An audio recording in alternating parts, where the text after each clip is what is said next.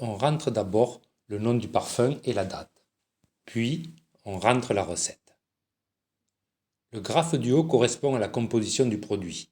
Ce sont les informations qui figureront sur votre étiquette. On constate au premier coup d'œil que la composition rentre bien dans le cadre, sauf pour le dosage de l'émulsifiant. Le graphe du bas analyse la structure et permet d'anticiper certains aspects de la texture qui en découlent.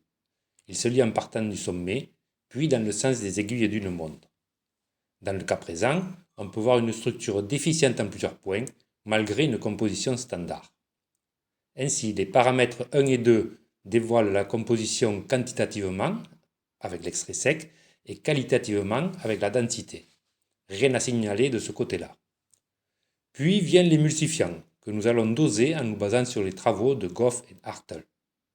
Dans le cas présent, nous considérons un mélange habituel avec un ratio émulsifiant stabilisant de 60-40.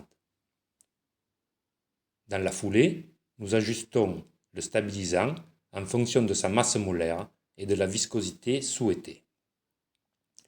Nous allons nous pencher maintenant sur les paramètres 3, 4 et 5 qui portent un regard sur le réseau adipeux, à la fois quantitativement, avec l'onctuosité, et qualitativement, avec la finesse et même une anticipation de la vitesse à la fonte.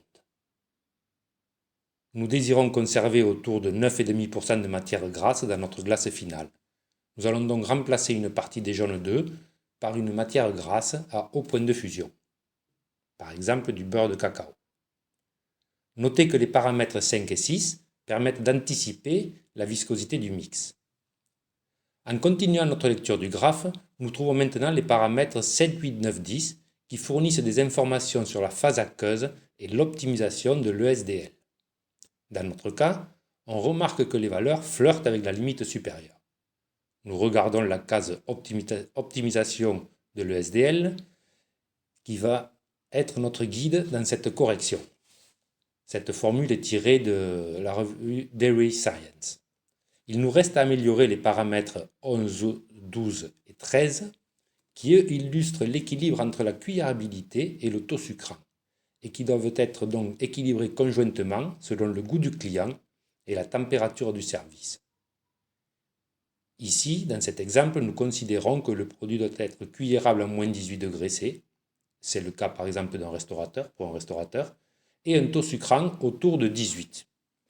Nous recherchons ainsi, petit à petit, la combinaison de sucre qui répond à cette problématique. Nous en profitons pour affiner l'extrait sec et arrondir la recette pour aboutir à un total exact.